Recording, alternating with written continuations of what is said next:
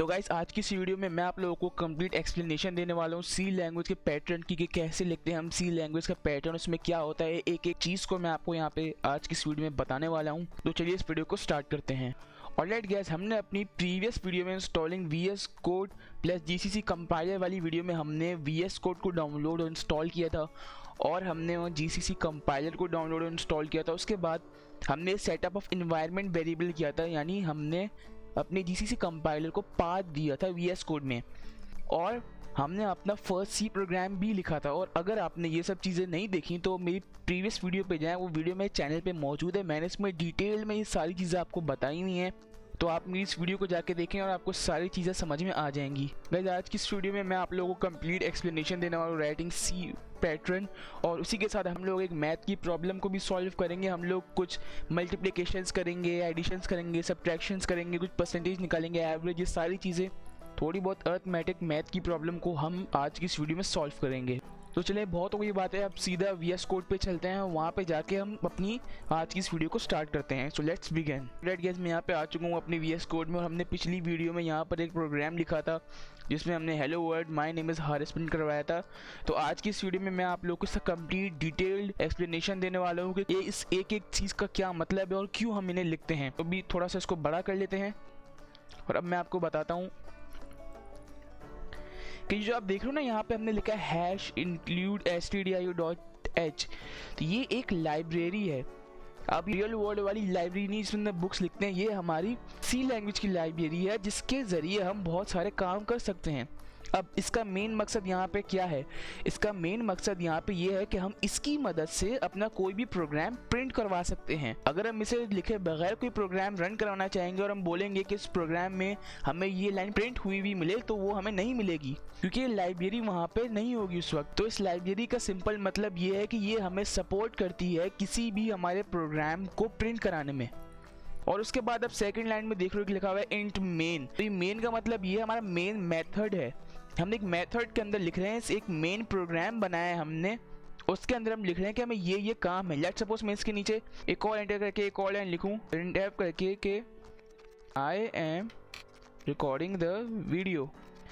तो यहाँ पे मैंने एक मेन मेथड के अंदर एक और प्रोग्राम लिख दिया कि मुझे इसके साथ साथ ये भी प्रिंट हुआ चाहिए। तो ये मेन मेथड जो है फोकस करेगा इन दोनों पे, इन दोनों को सबसे ज्यादा अहमियत देगा। इन दो लाइन को अहमियत क्यों देगा? क्योंकि इसे मैंने मेन मेथड के अंदर लिखे हैं। अगर मैं इसको यहाँ पे लिख देता तो यहाँ पे इसको इतनी अहमियत नहीं मिलती। देखें यहाँ पे एरर आया, इसका मतलब कि ये यहाँ पे लिखा नहीं जाएगा क्योंकि इसे मेन मेथड में लिख रहे हैं, इसलिए।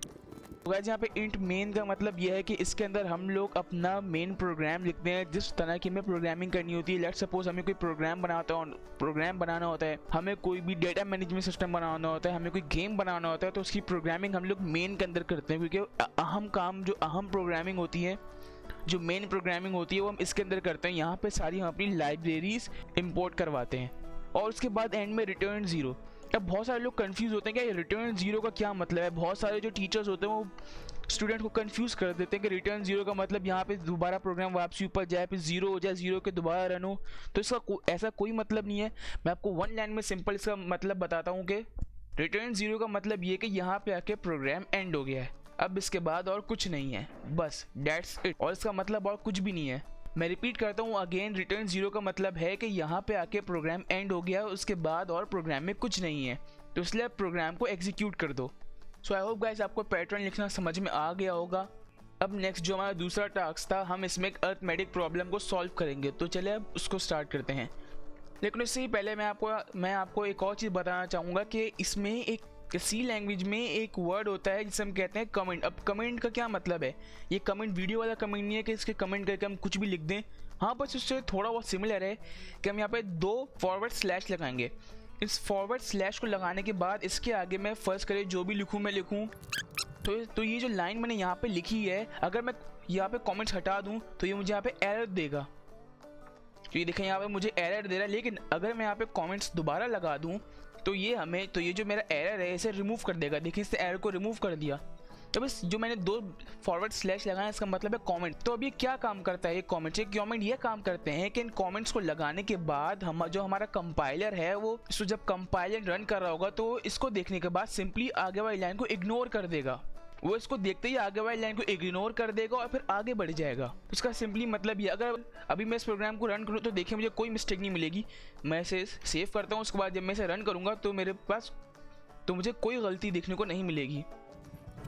देखेंगे मुझे यहाँ पे hello world my name is Haris and I am recording the video, मुझे यहाँ पे लिखा हुआ मिल चुका है। इसका मतलब क्या है कि मैं यहाँ पे कोई गलती नहीं है। तो गाइस हमारा प्रोग्राम यहाँ पे बिल्कुल सही तरह से एग्जीक्यूट हो चुका है, कंपाइल एंड रन हो चुका है। अब अगर मैं कमेंट्स हटा दूँ और उसके बाद अब मैं इस प्रोग्राम को रन करूँ सेव करने के बाद, तो यहाँ यहीं पे ही मुझे मेरी आईडी ने मुझे एरर दे दिया। तो देखें यहाँ पे भी मुझे एरर दे रहा है कि एक्सपेक्टेड, यहाँ पे ये एक्सपेक्ट नहीं था गोइंग टू लाहौर। तो उसका मतलब ये है कि अगर मैं यहाँ पे कमेंट लगा दूँ तो वो सिंपली इस लाइन को इग्नोर करके आगे चला जाएगा, वो पढ़ेगा ही नहीं कि आगे क्या लिखा हुआ है। तो इनका मतलब यही है। तो अब जो हमारा दूसरा टास्क था उसकी तरफ चलते हैं। हम जो है यहाँ पे एक अर्थमेटिक की प्रॉब्लम को सॉल्व करते हैं। तो मैं यहाँ पे दोबारा कॉमेंट लगा के लिख देता हूँ टास्क नंबर 2, और यहाँ पे अभी हम एक अर्थमेटिक प्रॉब्लम को सॉल्व करेंगे। और लेट गाइस, तो अब कोई भी मैथ की प्रॉब्लम सॉल्व कराने के लिए हमें एक यहाँ पे एक इंटीजर सपोज करना पड़ेगा।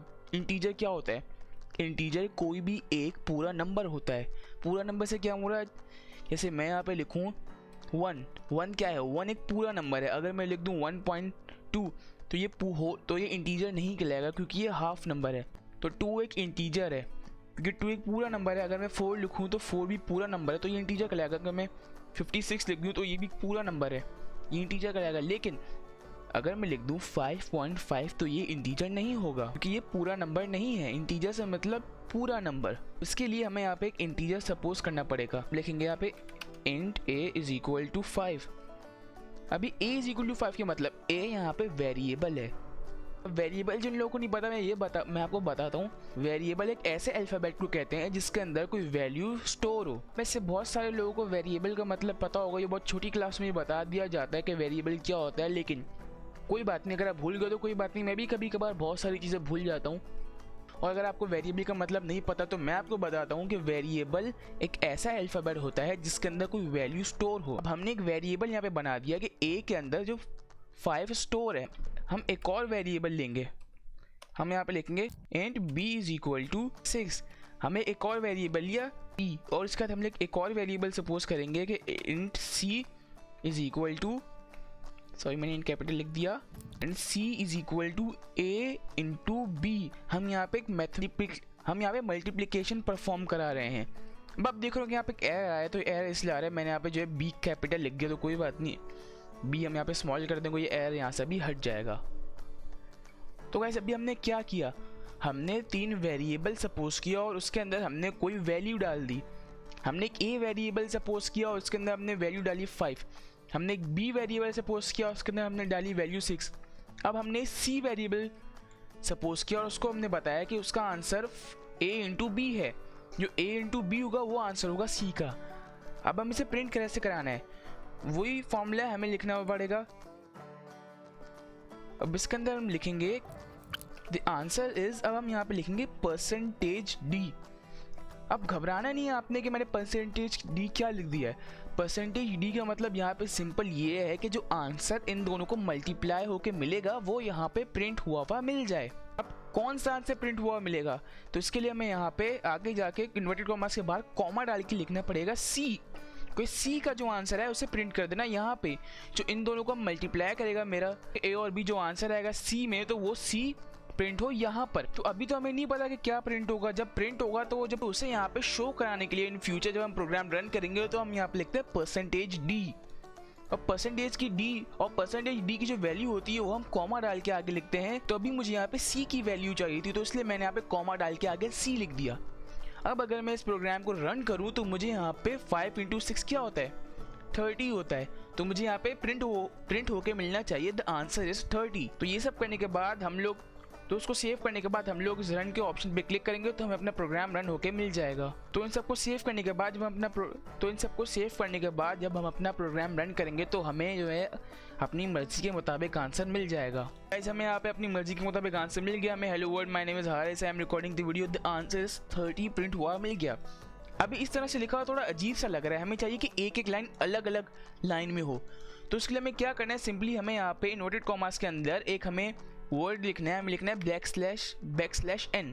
अभी बैकस्लैश n का मतलब क्या है, घबराए नहीं, मैं अब जब मैं अपना प्रोग्राम रन करूंगा तो आपको पता चल जाएगा कि बैकस्लैश n का क्या मतलब है। और इसी के साथ साथ यहाँ पे भी एक बैकस्लैश n ऐड करेंगे, हम लिखेंगे बैकस्लैश n।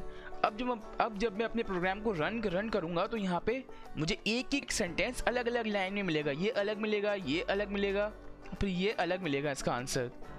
तो ये कैसे मिलेगा मैं आपको बताता हूँ। आप यहाँ पे सिंपली रन पे क्लिक करें। तो आपने अपने प्रोग्राम को सेव करना है। सेव करने के बाद जब अपने प्रोग्राम को रन करेंगे तो हमें सारी चीज़ें अलग अलग लाइन में प्रिंट हुई भी मिल जाएंगी। तो देखिए गाइस, यहाँ पे मैं hello world my name is Haris अलग लाइन में मिला, फिर ये भी अलग लाइन में मिला, उसके बाद जो हमारा आंसर था 30 वो भी हमें अलग लाइन में प्रिंट हुआ मिल गया। अब हम कुछ और अरिथमेटिक सॉल्यूशन सॉल्व कराते हैं। जैसे हमें अब डिवाइड करवाने, तो डिवाइड करवाने के लिए मैं एक और वेरिएबल सपोज करूंगा d। मैं लिखूंगा int d is equal to a divided by b, कि a डिवाइड हो b से। तो a क्या है 5 डिवाइड हो 6 से। और उसके बाद हम सिंपली ये लाइन हम कॉपी करेंगे और यहाँ पे पेस्ट करेंगे। और यहाँ पे हम सिर्फ एक चीज़ चेंज करेंगे, यहाँ पे c को हटा के यहाँ पे हम सिंपली d लिख देंगे। अब हम अपने प्रोग्राम को सेव करते हैं और जब मैं अपने प्रोग्राम को रन करूँगा तो मुझे मिल जाएगा। लेकिन मैं चाहता हूँ सिर्फ मेरे ये दो चीज़ें प्रिंट हुई मिले, मुझे सिर्फ आंसर प्रिंट हुआ हुआ मिले। तो मैं क्या करूँगा, मैं सिंपली इन लाइन से पहले कमेंट डाल दूँगा। तो ये जो है प्रिंट नहीं होगी, सिंपली से हमारा कंपाइलर जो है वो इग्नोर कर देगा, तो ये चीज़ें प्रिंट नहीं होंगी।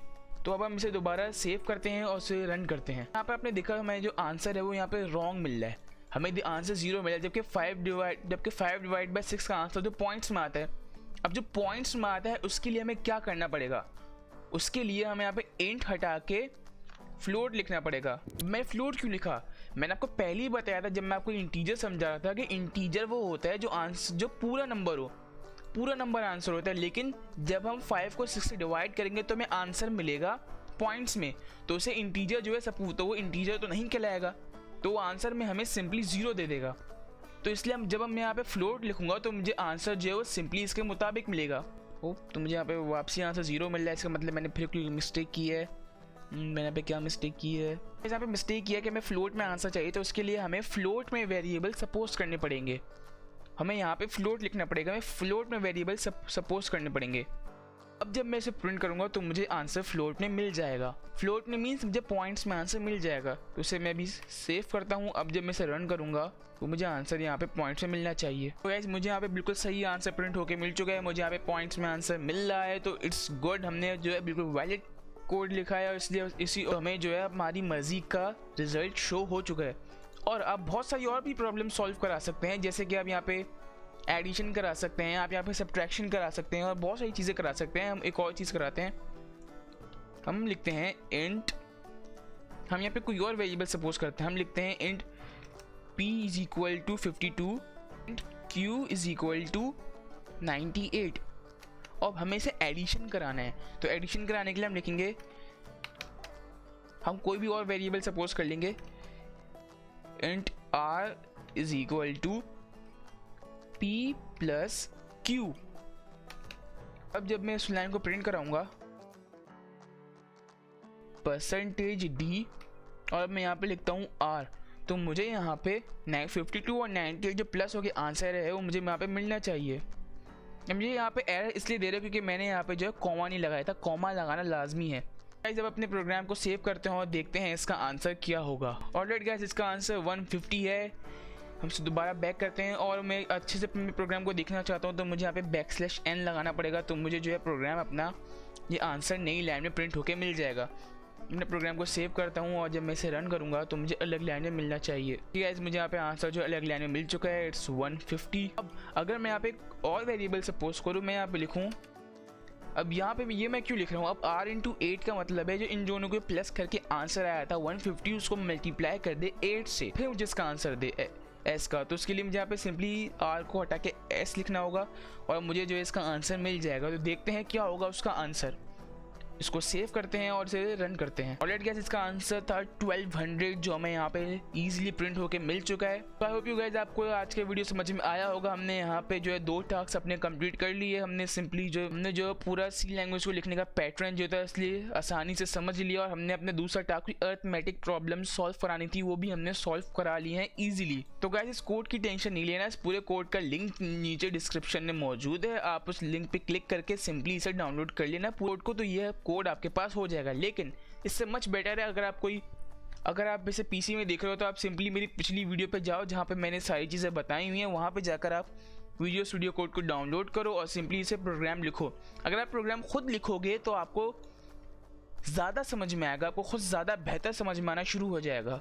अगर आपको विजुअल स्टूडियो डाउनलोड करना सीखना है तो आप मेरी प्लेलिस्ट एक्सेस कर लेना, इसका भी लिंक नीचे डिस्क्रिप्शन में मौजूद है इस प्लेलिस्ट का। तो इस वाली वीडियो में मैंने आपको complete installation of visual studio code और जीसीसी कंपाइलर का इंस्टॉलेशन जो है कम्प्लीटली बताया हुआ है इन डिटेल। आपको इजी तरीके से विजुअल स्टूडियो कोड को डाउनलोड करना सिखाया हुआ है। तो आप नीचे दिए गए लिंक पे इस प्लेलिस्ट को एक्सेस कर लेना, यहाँ क्लिक करके इसे बुकमार्क कर लेना, यहाँ क्लिक करके इसे सेव कर लेना और ये प्लेलिस्ट आपकी हो जाएगी। आप जब चाहें इसमें ईजिली कोई भी अपनी मर्जी की वीडियो देख सकते हैं।